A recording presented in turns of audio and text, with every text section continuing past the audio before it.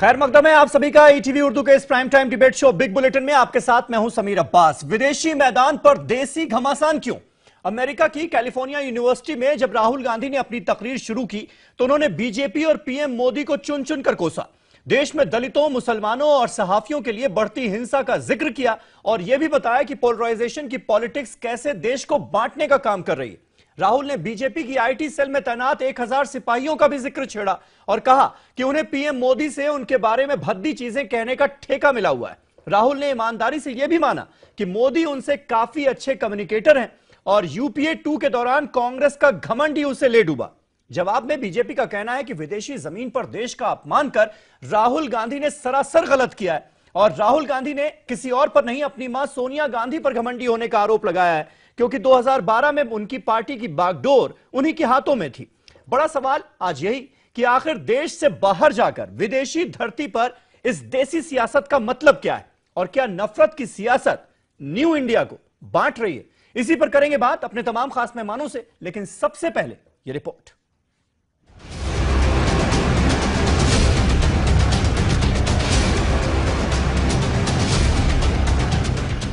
राहुल बाबा अब ज्ञान बांट रहे हैं और ज्ञान बांटने के लिए उन्होंने इंटरनेशनल हाउस कैलिफोर्निया यूनिवर्सिटी का इंतखाब किया। जो बात मुल्क में रहते हुए नहीं कह पाए, अब इन बातों को मुल्क से बाहर जाकर बोल रहे हैं। बाबा ज्ञानी ने मौजूदा सूरत हाल पर इजहार ख्याल करते हुए मोदी हुकूमत की हस्ब मामूल कड़ी नुक्ताचीनी कर डाली। साथ ही कहा कि मुल्क का माहौल बेहद खराब है, मुसलमान बीफ खाने की वजह से सताए जा रहे हैं, किसान खुदकुशी करने पर मजबूर हो रहे हैं, दलितों पर जुल्म सितम किया जा रहा है। सवाल यहाँ ये है कि क्या राहुल बाबा अब तक कुंभकर्ण की नींद सो रहे थे जो आज उनको ये ख्याल आया? वहीं राहुल बाबा ने कहा कि नोटबंदी का फैसला बिना सोचे समझे लिया गया। शायद कैलिफोर्निया यूनिवर्सिटी पहुंचने के बाद बाबा को इन सब बातों का ज्ञान हुआ हो, लेकिन ऐसा है नहीं। मुल्क के हालात अगर खराब हैं तो कांग्रेस ने अपोजिशन का किरदार अदा करते हुए अक़लियतों के लिए आखिर इक़दाम क्या उठाए?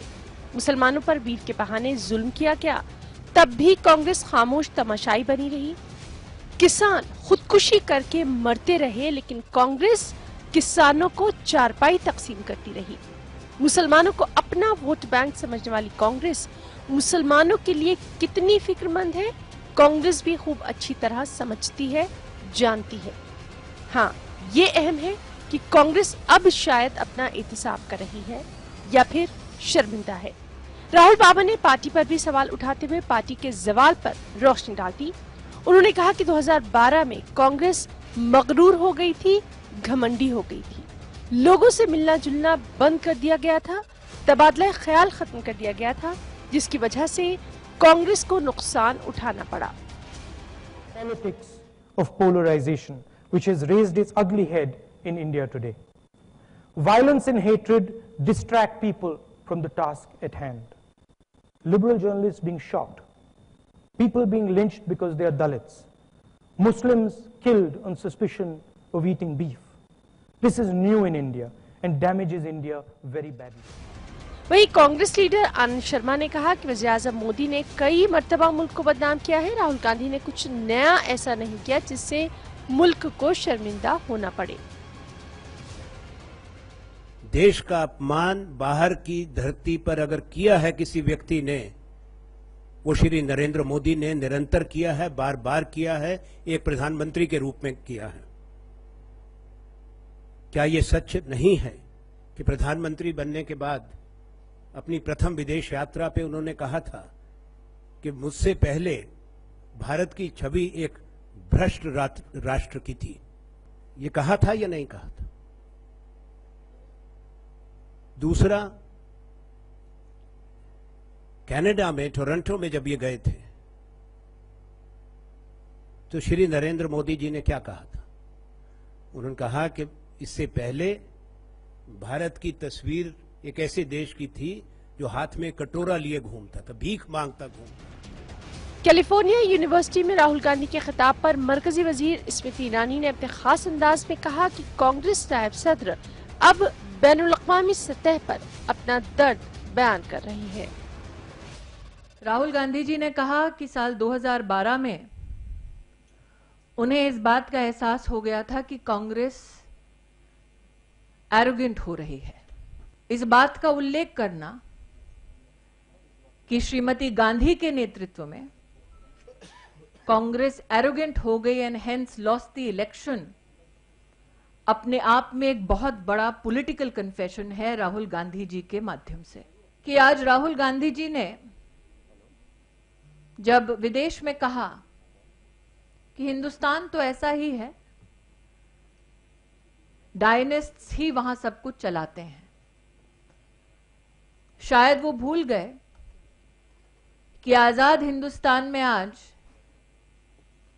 कई ऐसे नागरिक हैं जो कई क्षेत्रों में अपनी ओर से योगदान देते हैं, लेकिन उनकी अपनी कोई पॉलिटिकल लेगेसी नहीं। बाबा का ज्ञान, पार्टी पर उठाए गए सवाल या फिर अपनी ही पार्टी पर तनकीद, आखिर इस सब को हम क्या समझे? कांग्रेस का एहतिसाब या फिर पार्टी की शर्मिंदगी या फिर राहुल बाबा का दर्द, या फिर ये सब सिर्फ एक मगरमच्छ के आंसू और सियासी पैतरेबाजी से ज्यादा कुछ नहीं? सोचने की बात है। Bureau report, ETV news. तो क्या नफरत की सियासत वाकई न्यू इंडिया को बांट रही है? यह है हमारा आज का सवाल। तमाम खास मेहमान हमारे साथ जुड़ चुके हैं। हमारे साथ भारतीय जनता पार्टी के स्पोक्स पर्सन सुदेश वर्मा साहब मौजूद हैं। मीम अफजल साहब, कांग्रेस पार्टी के नेशनल स्पोक्स पर्सन, वो हमारे साथ इस बहस का हिस्सा हैं। सुनील सिंह साजन साहब, जो कि समाजवादी पार्टी के स्पोक्स पर्सन हैं, वो लखनऊ से हमारे साथ इस बहस में हैं। विनोद बंसल साहब, नेशनल स्पोक्स पर्सन विश्व हिंदू परिषद के, वो हमारे साथ इस डिबेट का हिस्सा हैं। मौलाना सुफियान निजामी साहब लखनऊ से हमारे साथ जुड़े हुए हैं और सीनियर जर्नलिस्ट अनुराग वर्मा भी हमारे साथ हैं। मीम अफजल साहब बस थोड़ी देर में आपको स्क्रीन पर नजर आएंगे, उनका कनेक्शन हम जोड़ने की कोशिश कर रहे हैं। सुदेश जी, पहला सवाल आपसे। राहुल गांधी ने अमेरिका की कैलिफोर्निया यूनिवर्सिटी में जो कुछ भी कहा, अपने देश की जो तस्वीर पेश की, वो आज आपको बुरी क्यों लग रही है? आपकी पार्टी को बुरी क्यों लग रही है? क्योंकि ये सब कुछ सिखाया तो आप ही ने कि देसी मुद्दों को विदेश में जाकर उछाला जाए और सुर्खियां बटोरी जाए।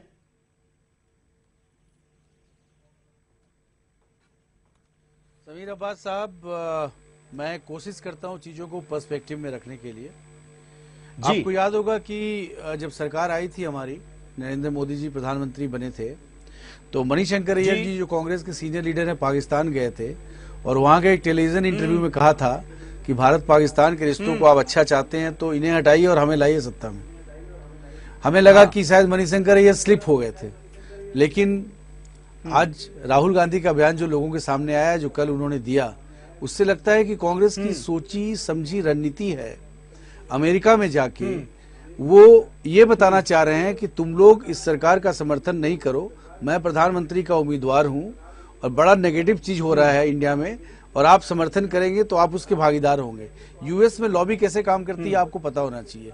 वो लॉबी जो है बड़ा पावरफुल होती है और बड़े मुश्किल से हमने भारत का जो इमेज है, प्रधानमंत्री जी ने हर जगह जा कर इमेज बनाया है कि भारत एक ऐसा देश है जहां आप आइए, इन्वेस्ट करिए, वहां का लॉ एंड जस्टिस सिस्टम है, वहां पर आके आपको कोई दिक्कत नहीं होगी। देखिए, कुछ लोग थे जो इंटॉलरेंट इंडिया का इमेज बनाने का प्रयास किए, वो यही लोग थे, यही कांग्रेसी लोग थे और इनके द्वारा पाले हुए वो इंटेलेक्चुअल्स थे जिन्होंने इंडिया इंटॉलरेंट का इमेज बनाया और उसी इमेज को ले जाके राहुल गांधी जी बात कर रहे हैं। एक पूरी सोची समझी रणनीति। ये एनजीओ का जो रोना होता था पहले, आपको नहीं सुदेश जी, लेकिन दुनिया में भारत की इमेज और ज्यादा मजबूत हुई है, बेहतर हुई है। ये बात अगर मैं मान भी लूं, उसी का एक पार्ट है जो इन्होंने किया है। लेकिन जिस तरह के बयानात पीएम की तरफ से दिए गए, जब वो पीएम बने और विदेश दौरे पर गए, तो जो बयानात उनके हैं वो भी मेरे पास मौजूद हैं। हाँ, मैं टोरंटो का बयान है अप्रैल 2015 का। उन्होंने कहा कि जिनको गंदगी करनी थी करके चले गए, हम तो सफाई करके जाएंगे। बिल्कुल गलत। एक जगह उन्होंने कहा कि पिछले जन्म में आज तो हालत ये हो गई थी। सुनिए सुदेश जी, उन्होंने कहा कि अभी तो ये हालत ये हो गई थी कि पिछले जन्म में हमने कौन से ऐसे पाप किए कि हमारा जन्म हिंदुस्तान में हुआ, ये तक लोग सोचने लगे। लेकिन अब जब से हम आए हैं तो हमने छवि बदलने की कोशिश की। तो वही काम तो आप कर चुके हैं ना। तो फिर उसी की मजम्मत कैसे कर सकते हैं, उसी की निंदा कैसे कर सकते हैं? मेरा सवाल ये था। वो काम नहीं हो रहा है समीर अब्बास साहब, दोनों में डिफरेंस है। कैसे? समीर अब्बास साहब, दोनों में डिफरेंस है। अपने समाज का क्रिटिसाइज करना, जो वेस्ट हमारे बारे में सोचता था कि स्नेक्स एंड लैडर्स की कंट्री है हम, और ये सोचता था बहुत करप्ट कंट्री, ट्रांसपेरेंसी इंटरनेशनल ने तो पूरा बाजा बजा दिया था कि भारत सबसे करप्ट है ये यूपीए रिजीम में। उसके इंप्रेशन की बात कर रहे थे वो। नरेंद्र मोदी जी जब प्रधानमंत्री बने, इन्हीं के खिलाफ वोट पड़ा था। तो एक इमेज चेंज ओवर की बात करना भारत के बारे में कहीं से इंसल्ट नहीं है, लेकिन कभी नहीं हुआ होगा कि भारत का कोई नेता बाहर जाके तत्कालीन प्रधानमंत्री के खिलाफ इतने अब शब्द बोले होंगे। किसी भी देश का नेता जब भारत आता है तो क्या वो अपने राष्ट्रपति या प्रधानमंत्री का इंसल्ट करता है? एक भी शब्द नहीं बोलता अपने देश के बारे में। ठीक है, सुनील साजन हमारे साथ मौजूद है। सुनील साजन हमारे साथ मौजूद है। ये बात कर रहे हैं, ये क्या मैसेज देना चाह रहे हैं? क्या आपको लगता है कि राहुल गांधी ने अपने बयानों के जरिए देश का अपमान किया है विदेशी धरती पर? देखिए, मैं नहीं मानता हूं कि देश का अपमान हुआ, क्योंकि हम आप जिस युग में हैं, आज सोशल मीडिया है, इलेक्ट्रॉनिक मीडिया है, आप दुनिया के किसी भी कोने में कोई बात कहते हैं। मुझे लगता है कि अगर आज हम लोग आपकी डिबेट पर हैं, ये डिबेट भी पूरी दुनिया में देखी जा रही है, कई देशों में देखी जा रही होगी। तो ये कहना कि आपने विदेश में जाकर के गलती की। अच्छा, मैं एक सवाल पूछता हूं भारतीय जनता पार्टी के लोगों से। बहुत निंदा हो रही, बहुत लोगों ने खंडन किया, देश संकट में आ गया, देश का अपमान हो गया, सब कुछ परेशान हो गए। आज भारतीय जनता पार्टी के किसी कार्यकर्ता और नेताओं ने खाना भी नहीं खाया। अच्छी बात है। मैं ये कह रहा हूं कि राहुल गांधी जी एक एज ए एमपी बोल रहे हैं वहां, और एक पार्टी के उपाध्यक्ष की हैसियत से बोल रहे हैं। नरेंद्र मोदी जी जो हमारे प्रधानमंत्री हैं, देश के प्रधानमंत्री हैं, 2014 में अपने पहले दौरे पे अमेरिका में उन्होंने क्या कहा? स्कैम इंडिया का नाम दिया।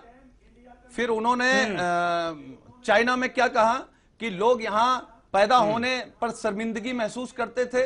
देखिए, राहुल गांधी जी एक क्षेत्र के एमपी के रूप में बोल रहे हैं, लेकिन जब देश के प्रधानमंत्री जी ने अलग अलग देशों में बात की तो 125 करोड़ के लोगों की जुबान थे वो। तब कहां चले गए भारतीय जनता पार्टी के आदर्शवादी लोग? कहां चले गए जिनको चिंता है? कहां चले गए थे कि देश की ऐसी इंप्रेशन बदला है? बात प्रधानमंत्री जी को नहीं करनी चाहिए थी। देखिए, एक चीज और सवाल, और जहां सवाल यह है कि राहुल गांधी जी ने क्या कहा, तो राहुल गांधी जी ने जो कुछ कहा सच कहा। आज देश में दलितों के साथ क्या हो रहा है, देश में मुसलमानों के साथ क्या हो रहा है? गांधी जी ने तो आपको डिफेंड किस किया नाम पे है? आप सरकार चला रहे हैं? गांधी जी ने आपको डिफेंड किया है डायनेस्टी पर, तो आप तो खुश हो गए। और लेकिन भारत डायनेस्टी में विश्वास नहीं नहीं, रखता। नहीं। इससे राहुल गांधी जी ने बड़ा मन दिखाया।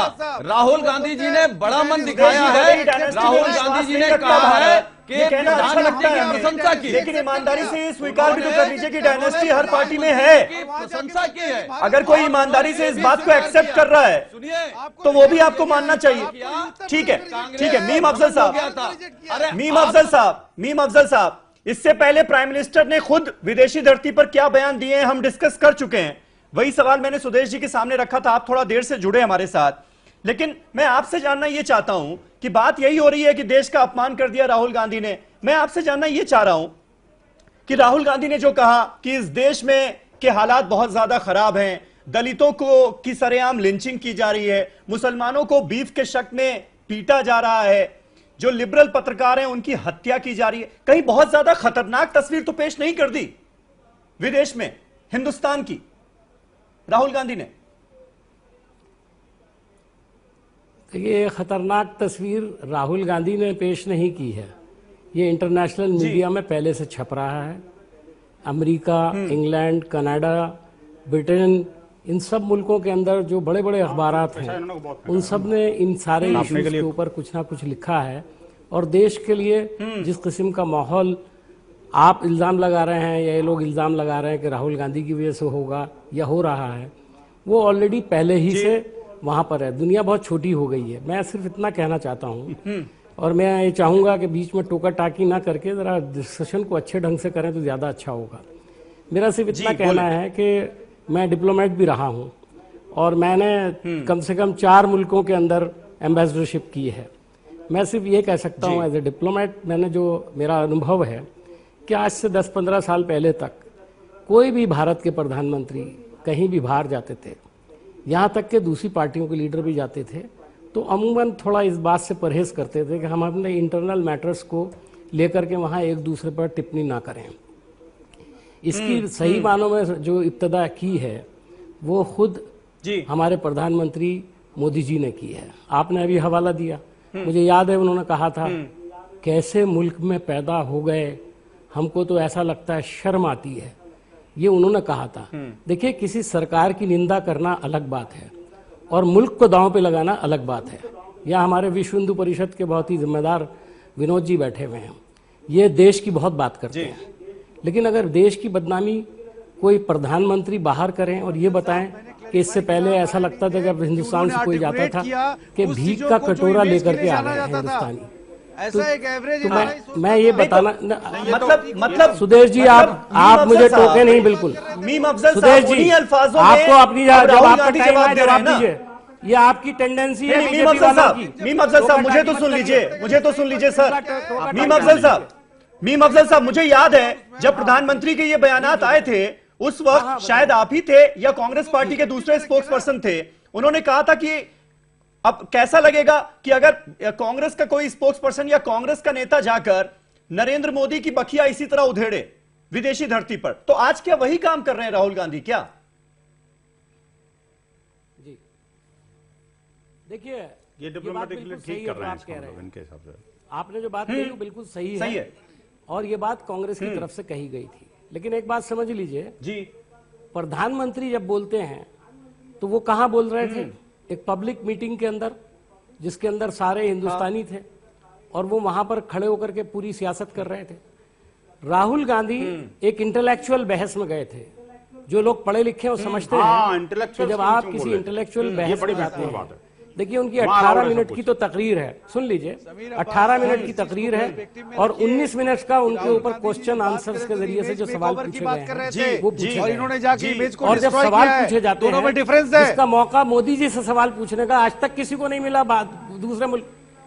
अरे डिफरेंस है, आप बाद में बता दीजिएगा, मैं जानता हूं आप जर्नलिस्ट हो, लेकिन आप ये डिफरेंस बाद में बताइएगा जब आपको मौका मिले। तो ये है मेरी पहले बात सुन लीजिए, आपको जो कुछ कहना उस वक्त कहिएगा।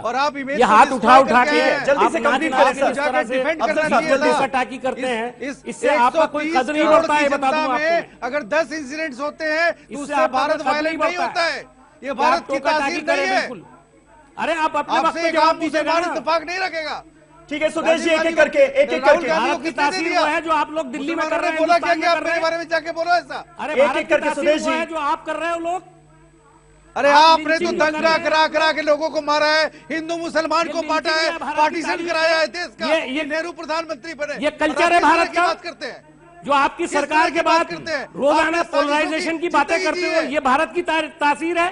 हजारों राइट्स कराने के बाद, लाखों लोगों को मरवाने के बाद आप हमें ठीक है सर, समझ गया मैं आपका पॉइंट, समझ गया अफजल साहब। विनोद बंसल साहब, इसके लिए जिम्मेदार कौन है? ये जो पोलराइजेशन की पॉलिटिक्स हो या फिर बीफ के नाम पर मुसलमानों को पीटने का, दलितों को पीटने का, ये सब जो घटनाएं हुई हैं, आप देखिए उससे कहीं ना कहीं छवि तो खराब हो ही रही है। राहुल गांधी नहीं जिक्र करेंगे, कोई और जिक्र करेगा। दरअसल हमें सुधार तो अपने में करने की जरूरत है ना, ये क्या मानेंगे आप?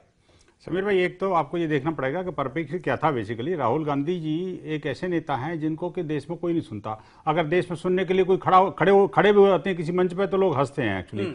तो वो राहुल गांधी को अगर कोई सुनता नहीं तो आज बीजेपी को स्पेशल प्रेस कॉन्फ्रेंस नहीं करनी पड़ती, कहीं बढ़ास निकालने तो जाएंगे, तो आना नहीं पड़ता प्रेस कॉन्फ्रेंस के लिए, अमित शाह को जवाब नहीं देना पड़ता।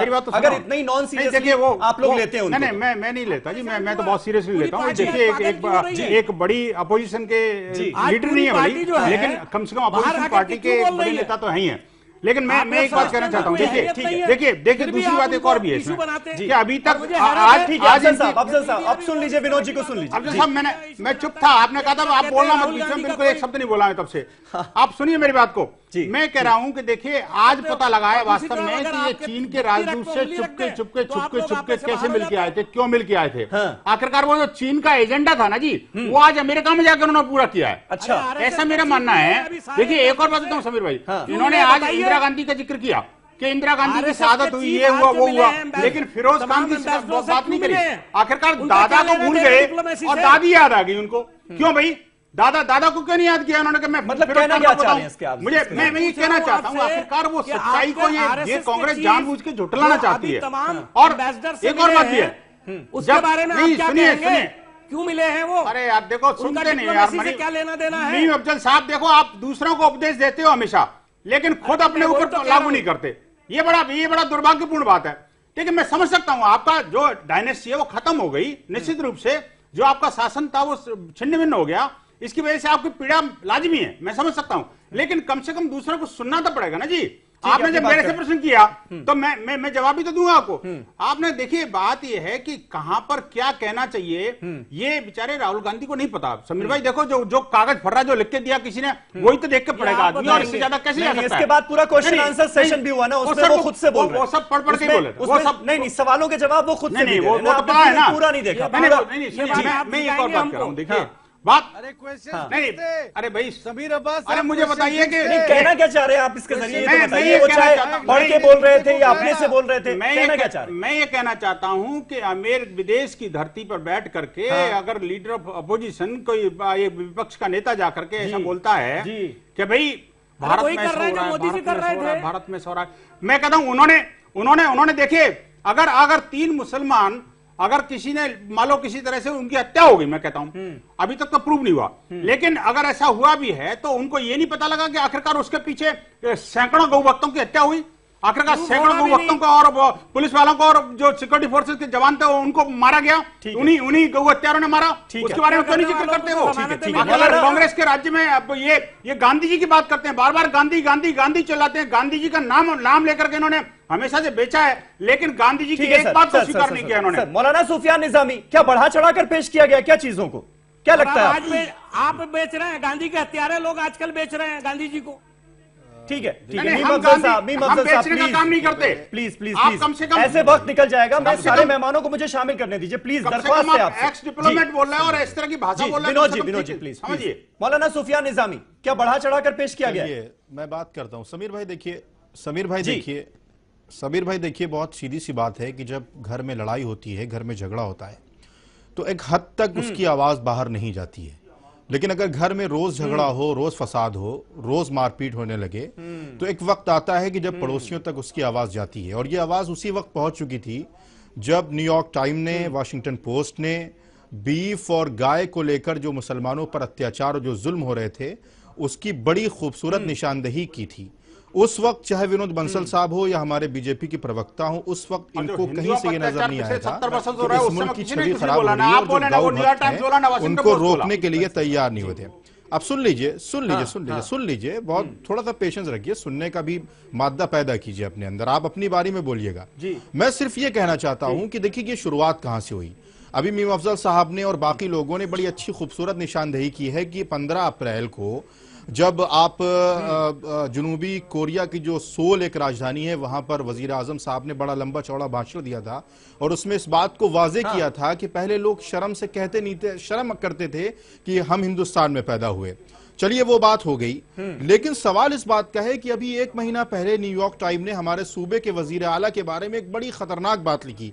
उस पे भारत की इमेज नहीं खराब होती है, उसमें हिंदुस्तान की इमेज नहीं खराब होती है।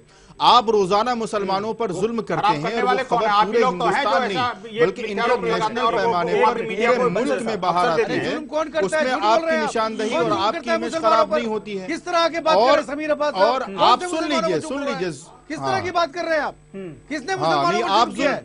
क्यों आप जुल्म कर रहे हैं? आपको क्या बर्मा की बात कर रहे हैं, भारत की बात कर रहे हैं? आपकी तकलीफ क्यों? पहलू खान पर जुल्म नहीं हुआ, अखलाक पर जुल्म नहीं हुआ, जुनैद पर जुल्म नहीं हुआ, नहीं पहलू खान पर अखलाक पर जुनैद पर जुल्म नहीं हुआ। आप बताइए, आप डबल स्टैंडर्ड में जुल्म हो रहा है, उन पर जुल्म हो रहा है और यही वजह है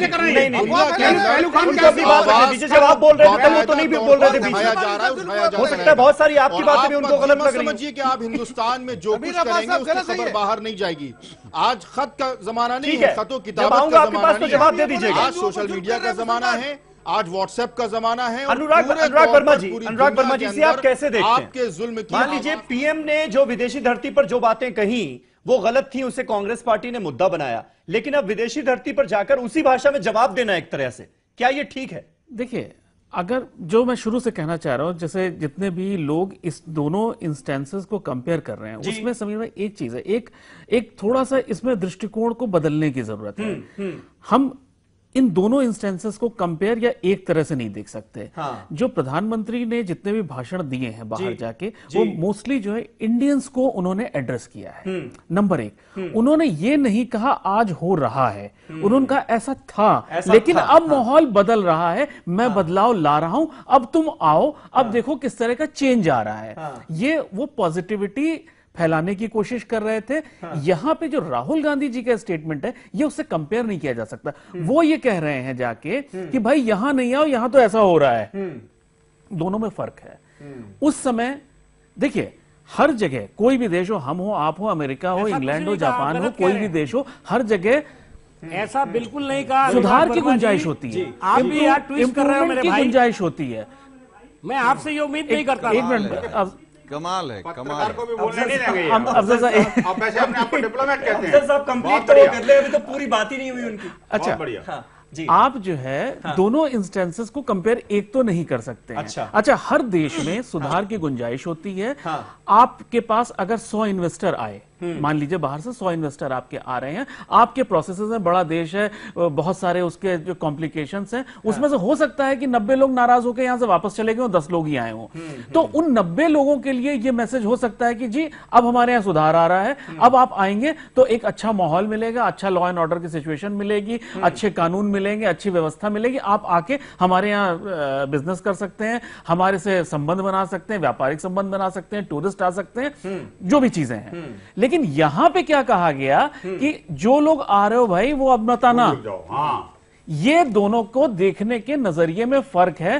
कृपा करके इसको इस दृष्टिकोण से देखा जाए, ना कि हम गलत इसलिए कर रहे हैं कि दूसरे ने गलत किया तो मेरी गलती जस्टिफाई हो गई, ये गलत है। ठीक है। तो बड़ा सवाल यहां पर यही है जो हम उठा रहे हैं लगातार, कि क्या पोलराइजेशन की पॉलिटिक्स न्यू इंडिया को बांट रही है? इसके अलावा भी राहुल गांधी ने बहुत सारी अहम बातें कही हैं। एक तो बात आप ये निकाल सकते हैं कि पीएम कैंडिडेट की जिम्मेदारी लेने के लिए तैयार हैं वो 2019 में, वो ये बात कहते हुए नजर आए। साथ ही साथ वो अपनी ही पार्टी पर सवाल उठाते हुए भी नजर आए कि 2012 में जब यूपीए 2 का शासन था तो कांग्रेस घमंड में चूर हो गई थी, जिसकी कीमत उसे चुकानी पड़ी। इन तमाम मसलों पर बात करेंगे, एक छोटा सा ब्रेक ले रहे हैं, फौरन होते हैं हाजिर। तमाम खास मेहमान हमारे साथ बने हुए हैं।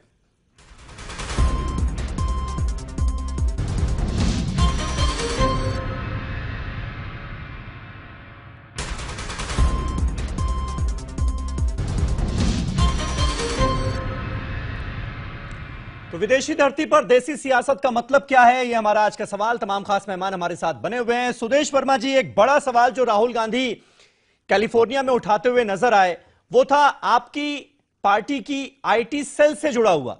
अब जरा आज ये खुलासा कर दीजिए कि आपने कौन से 1000 लोग हैं जिनको बैठाल के रखा हुआ है, सबको कंप्यूटर दिए हुए हैं और सबको यह ताकीद की गई कि राहुल गांधी के बारे में जितना बुरा लिख सको लिखो, उनको जितना भला बुरा कहना है कहो।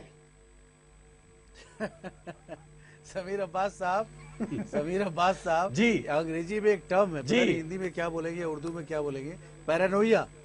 आरएसएस से बीजेपी का नाम लीजिए तो पैरानोइया हो जाता है राहुल गांधी जी को या कांग्रेस के लीडर्स को। तो हम लोग क्या करें, आप बताइए। वो 1000 की बात कर रहे हैं, अरे मोदी जी के तो लाखों फुट सोल्जर्स हैं जो मोदी जी को समर्थन करते हैं, खुद ही करते हैं, बोलने की जरूरत नहीं है।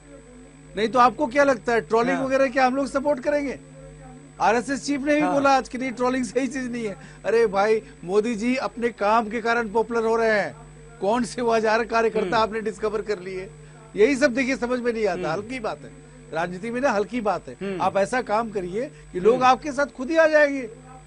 नहीं तो सोशल मीडिया में ट्रेंडिंग तो कराई जाती है ना।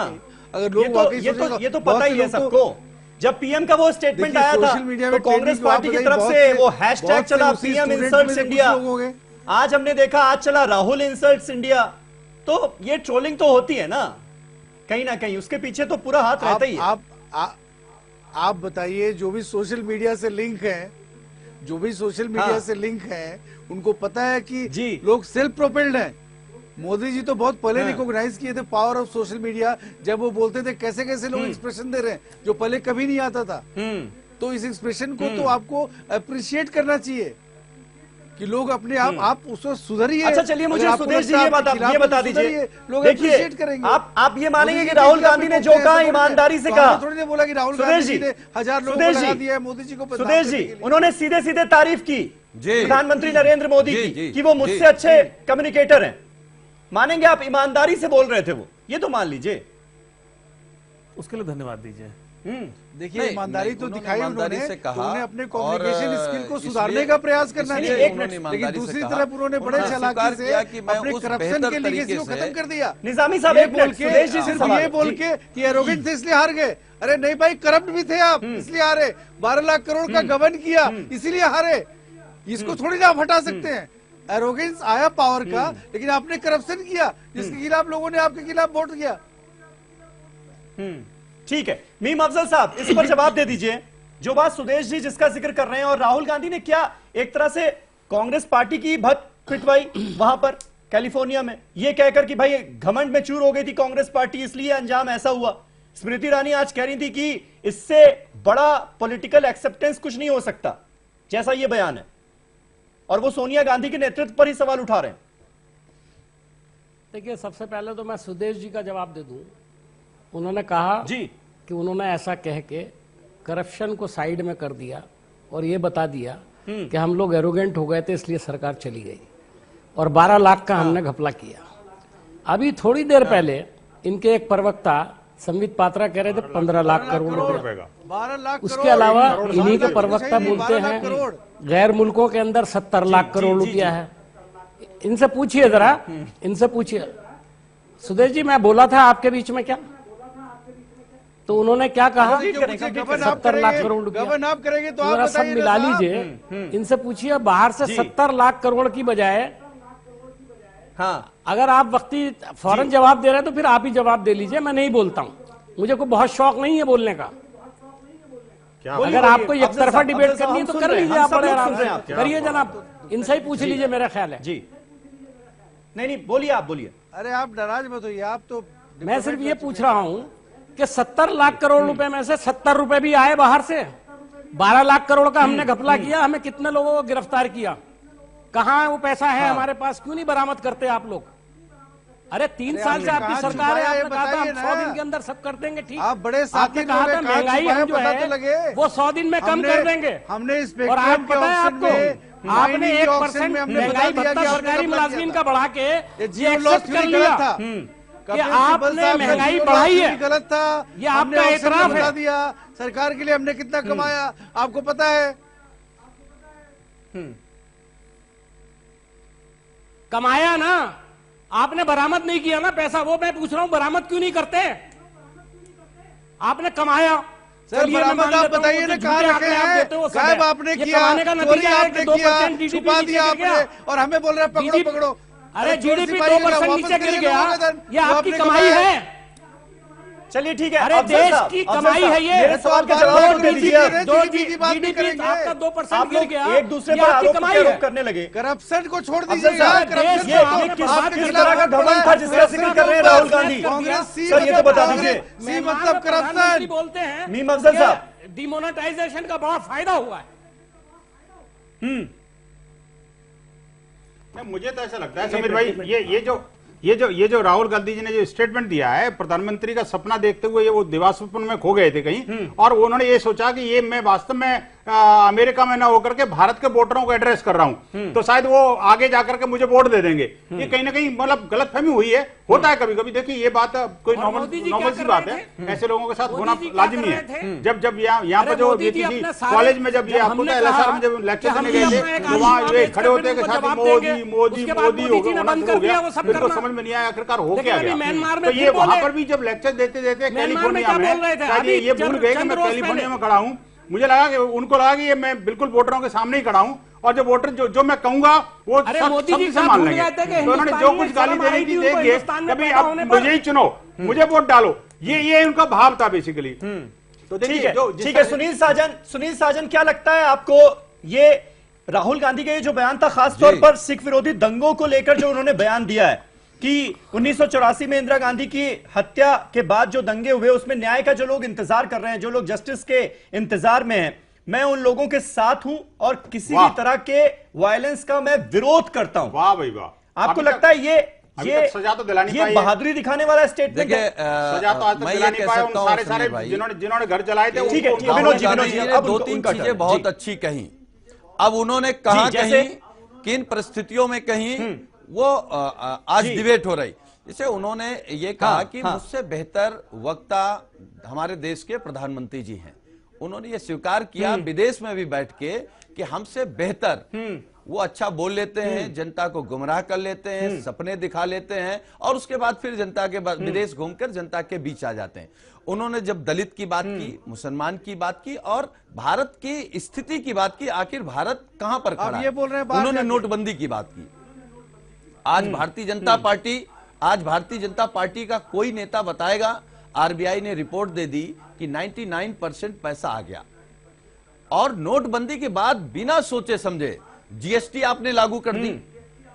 आप आज हमारी जीडीपी कहां पर नहीं, तो ये सारी बातें तो देश की जनता के सामने ये मुद्दे उठाने थे ना। मतलब अमेरिका जाकर इन मुद्दों की याद क्यों आ रही है? नहीं, सुनील मैं ये कह रहा हूं, क्या ये बात अजीब नहीं लगती? मैंने वही बात राहुल गांधी अगर यहाँ पर अपनी कॉन्स्टिट्यूएंसी को एड्रेस कर सकते हैं, सवाल जवाब चाहता है कि उनकी सोच क्या है, वो यहाँ कहते और अच्छा होता।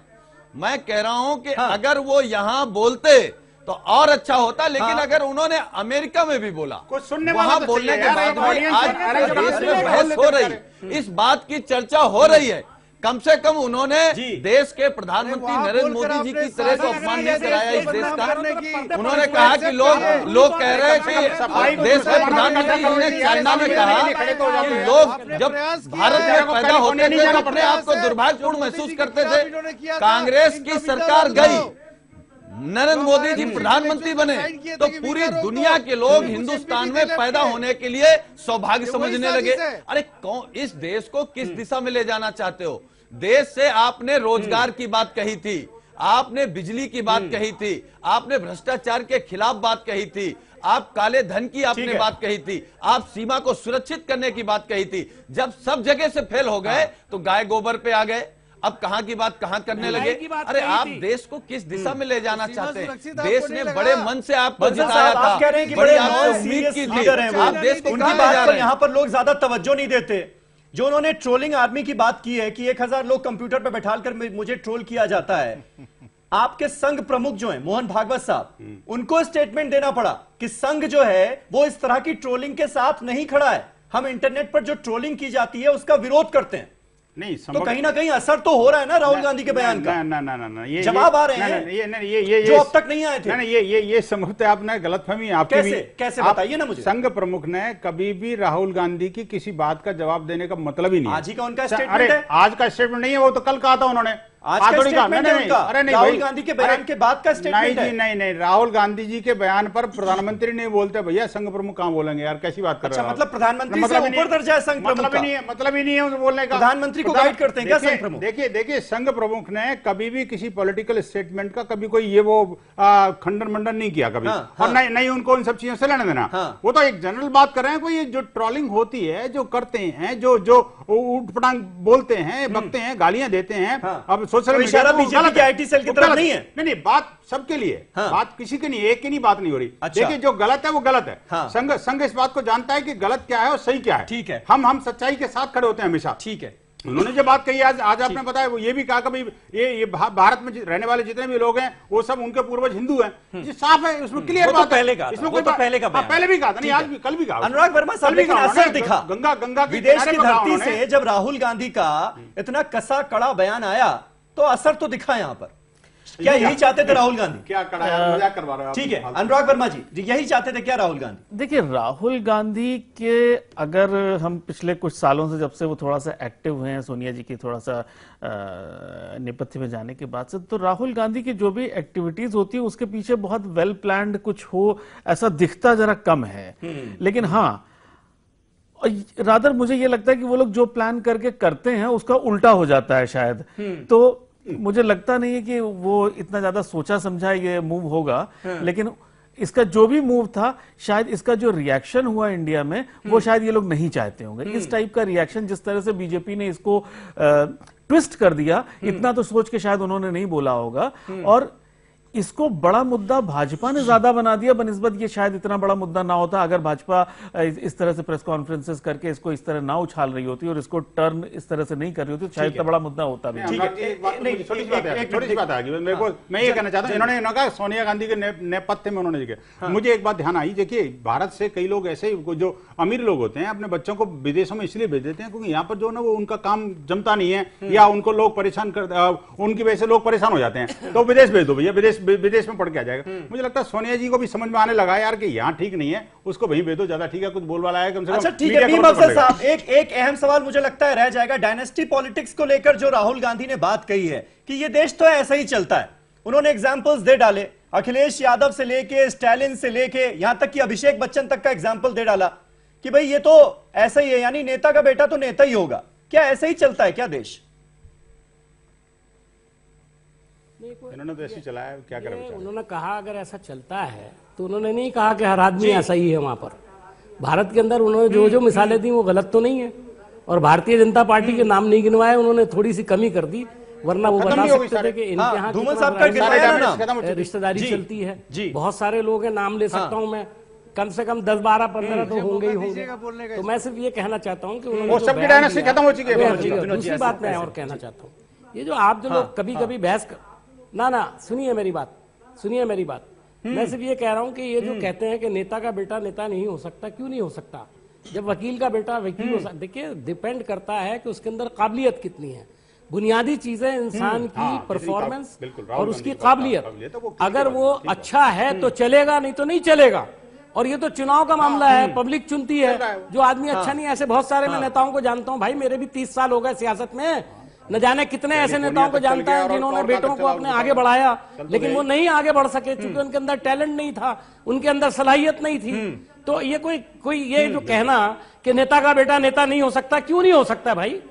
ये बहस ही गलत है। नेताओं को समझना जो है कैटेगराइज करके उन्हीं के ऊपर टैलेंट होना चाहिए, और मैं इस बात के बिल्कुल हक में नहीं हूँ, थोड़ी तरजीहात तो मिल सकती है, लेकिन आप टिके नहीं रह सकते। ये बातें नहीं कही ना राहुल गांधी ने, जो आप क्यों नहीं हो सकता?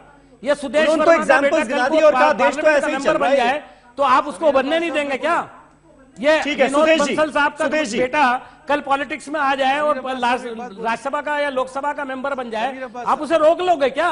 उसमें काबिलियत होगी तो विनोद बंसल ने तो पॉलिटिक्स में है, परिवारवाद चल रहा है, फलाना चल रहा है, ढीका चल रहा है। एग्जांपल जवाब दे रहे हैं, जहन इतने छोटे, फिरोज खान का पोता कैसे पॉलिटिक्स में आ गया मुझे बताइए? डायनेस्टी नहीं है तो। आखिरी मैं कमेंट कर रहा हूँ, मीम अफजल साहब जी, सुदेश जी, समीर जी, मैं पूछना चाहता हूँ, मीम अफजल साहब, मैं पूछना चाहता हूँ साहब, आप अगर सारे लोग सवाल पूछेंगे तो जवाब कौन देगा? तो आप ट्रोलिंग नहीं करते, वो इसी पर जवाब दे रहे हैं डायनेस्टी पॉलिटिक्स पर, बात बताइए, क्योंकि उनकी पार्टी में भी तमाम नेता ऐसे हैं। समीर अब्बास साहब ये बात बताइए, जहां पर हमें दिखता है वंशवाद। समीर अब्बास साहब मुझे मौका दीजिए,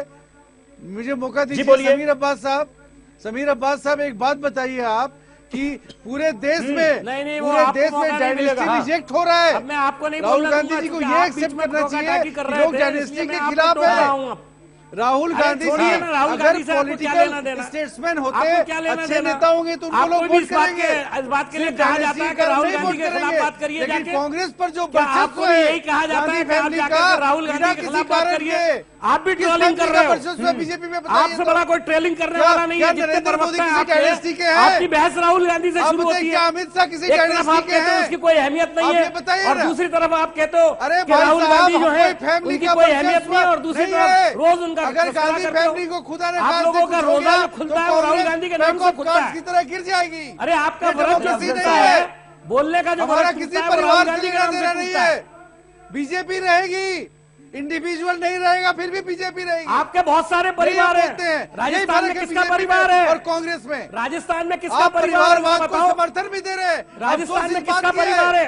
नए भारत की आपकी पार्टी के नेता है नहीं है? नेशनल इंडिया की बात कर रहे हैं, जहां लोग अपने टैलेंट पर आगे। लेकिन मीम अफजल साहब, आपको ये तो मानना पड़ेगा ना, इस देश का राष्ट्रपति, उपराष्ट्रपति, प्रधानमंत्री, तीनों जो बड़े पद हैं उनमें कोई भी नेता ऐसा नहीं है जो डायनेस्टी पॉलिटिक्स से आया हो। डायनेस्टी एक्सेप्ट किया है, तो हम ये कैसे कह सकते हैं कि हमारे देश में तो ऐसे ही चलता है जी, डायनेस्टी पॉलिटिक्स ही चलती है? आपको पता ये सोचना पड़ेगा ना, ये सोचना पड़ेगा, सोच समझ कर बयान देने पड़ेंगे। ठीक है, मौलाना सूफिया निजामी, मैं आपसे जानना चाहूंगा, ये जो मॉब लिंचिंग की घटनाएं हुई या फिर बीफ के शक में पिटाई हुई, आपको लगता है कहीं कोई कसर छोड़ी गई?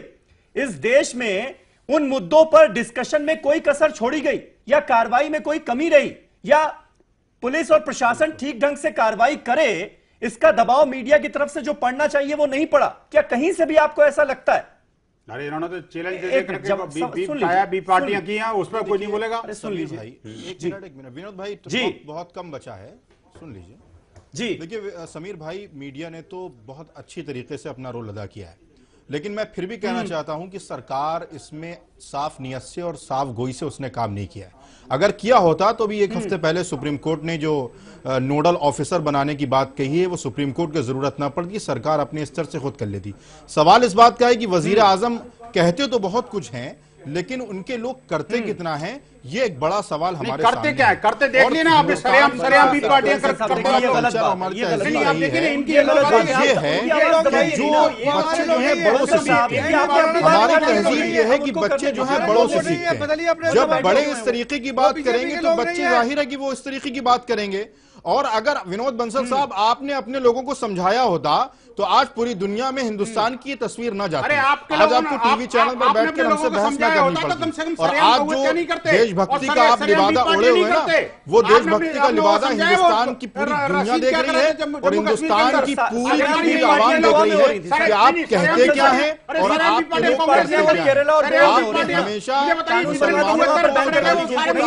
बनाया है, अगर छोड़ देते हैं, ये किसको जोड़ रहे हैं? मनोहर पर्रिकर थे जिन्होंने ये कहा था, वो गोवा के सीएम थे जिन्होंने कहा था कि गौमान से कोई कम पड़ेगा तो बाहर से बुलवा लेंगे। आप जैसे लोग वो भूल गए हिंदुस्तान की तस्वीर को खराब किया, जबरदस्त विरोध किया उसका। ठीक है, ऐसे कैसे कहते हो कोई? ठीक है, नहीं मजम्मत करने से नहीं होता है,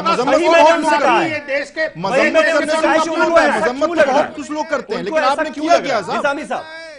हम कानून को इम्प्लीमेंट करने के लिए आए हैं। हमेशा से गौहत्यारा का पक्ष लिया है। और रख लीजिए, मत भड़काइए लोगों को, हम किसी के साथ नहीं है। निजामी साहब, ये इनसिक्योरिटी की भावना क्यों है? कानून को अपने हाथ में लेता है। कितनी बार जब आप मान रहे हैं, उसके बाद भी आप जब आप मान रहे हैं कि एडमिनिस्ट्रेशन ने भी कार्रवाई की, मीडिया ने भी जमकर खबर दिखाई, जितना दबाव पड़ना था पड़ा, सुप्रीम कोर्ट ने नोडल ऑफिसर करने की बात की, तो कार्रवाइयां काम तो हो रहे हैं ना। हाँ, यही तो सुनिए काम नहीं हो रहा है समीर भाई। अगर काम होता तो मैं समझता हूँ, अगर काम होता तो मैं समझता हूँ कि सुप्रीम कोर्ट को गाइडलाइन देने की, डायरेक्शन देने की जरूरत न पड़ती। और मैं इसलिए इनसिक्योरिटी फील कर रहा हूँ कि 97% जो वाकयात हैं, 97% जो वाकयात हैं वो वजीर आजम के, वजीर आजम यानी प्रधानमंत्री बनने के बाद, मोदी जी के प्रधानमंत्री बनने के बाद हुए, इसलिए मैं सिक्योरिटी फील कर रहा हूँ। ये पहलुकान के वाकयात या अखलाक के वाकयात ये सरकार बनने के बाद हुए। और अगर आपने काम किया होता तो सुप्रीम कोर्ट को डायरेक्शन देने की जरूरत न पड़ती। हाँ हाँ, अरे कोर्ट के डायरेक्शन नहीं 97% जो वाकयात है वो किसके रिजीम में है? आप देखिए ना उसको, किसके दौरे इख्तियार में है? समीर भाई ये देखना पड़ेगा, ये बड़ा सवाल है। अगर आप लोगों ने काम किया होता तो सुप्रीम कोर्ट को डायरेक्शन देने की जरूरत न पकड़े जाते तो आप उसका पक्ष क्यों लेते हो? आप ठीक है, मीम अफजल साहब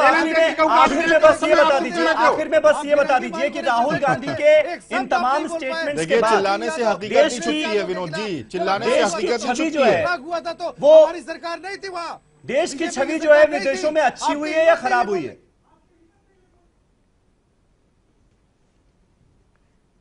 मीम अफजल साहब, देश की छवि इन सब चीजों से, अगर आप कह रहे हैं कि राहुल गांधी के कहने से खराब हुई है, तो ये जो बताया गया अभी न्यूयॉर्क टाइम्स में छपा, वाशिंगटन पोस्ट में छपा, लंदन के अखबारों में जो छवि रिपोर्ट है, उससे छवि बहुत साफ, मतलब आप कह रहे हैं इसकी जानकारी पहले से है? ताजा मिसाल दे देता हूँ आप। स्पॉन्सर किसने करवाया ये भी तो बता दो अफजल साहब। बिल्कुल पहले से पूरी दुनिया को जानकारी है, पूरी दिन का। और दूसरी बात ये है कि नेचर जो है वो आप देखिए कि राहुल गांधी एक यूनिवर्सिटी में गए हैं, वहां उन्होंने एक इंटेलेक्चुअल बहस की है, एक इंटेलेक्चुअल उन्होंने भाषण दिया है। मोदी जी अवामी भाषण देते हैं बाहर जाकर के अपना। मुझे याद है नेपाल में उन्होंने ऐसा भाषण दिया था कि लोगों ने कहा ग्लोबल हो चुकी बार क्या नेपाल से इलेक्शन लड़ने का इरादा है उनका? ये बात तो मानेंगे आप? भारत में क्या हो रहा है भारत के अखबार ज्यादा जानते हैं। ये तो इनसे पूछिए। भारत में क्या हो रहा है भारत राहुल में गांधी समीर के बयान अब्बास से। ज्यादा जानते हैं। एक तरफ कहते हैं राहुल गांधी की कोई मतलब कोई हैसियत नहीं है और दूसरी तरफ आज सुबह से मतलब राहुल गांधी का कसीदा पढ़ने में लगे हुए लोगों को बताना पड़ता है क्या कितना करें बेवकूफ आदमी है जो अरे प्रधानमंत्री मैं इनकी मजबूरी समझता हूँ। भारत की बेइज्जती करता है। एक ही आदमी है जिससे आपको खतरा है, वो है राहुल गांधी। अफसोस होता एक है ही आदमी है जिससे आपको खतरा है, वो है राहुल गांधी। काश ऐसा होता, आपकी सोच पर हमला करता है। जो आप बोल रहे हैं काश ऐसा होता। आपकी सोच पर हमला करते हैं राहुल गांधी। राहुल गांधी इतना कैपेबिलिटी है उनके पास, ऐसा ही होगा, आप देख लेना। इतना सोच है उनके पास। राहुल गांधी का कुछ पढ़े लिखे हैं वो जी, पढ़ा है अपने इतिहास को उन्होंने। तैयार है, वो संकेत दे रहे हैं। जी जी देखिए, अब कोई भी कुछ भी कह सकता है। हाँ। लेकिन एक चीज ये है कि भाई जिस तरह से जिस तरह से डायनेस्टी पॉलिटिक्स को सपोर्ट किया, जिस तरह से उन्होंने ऐसे संकेत दिए प्रधानमंत्री पद के दावेदारी को लेके, तो उससे कहीं ना कहीं ऐसा तो जरूर लगता है कि शायद 2019 के लिए ये अपोजिशन में का जो भी ये लोग चुनाव करेंगे, चुनाव में राहुल गांधी ही लीड करेंगे। ये सिग्नल तो लीड करेंगे, ये सिग्नल हो सकता है। अब ये बीजेपी के लिए, नरेंद्र मोदी के लिए फायदे की बात होगी या नुकसान की बात होगी, ये एक बड़ा सवाल हो। इस पर हम एक और डिबेट करेंगे इन्हीं सारे खास मेहमानों के साथ। फिलहाल बहुत बहुत शुक्रिया, वक्त हमारे पास खत्म हो चुका है। आप सभी का कल एक नए टॉपिक पर नई डिबेट के साथ हाजिर होऊंगा। तब तक तमाम खबरों के लिए आप देखते रहिए ETV उर्दू।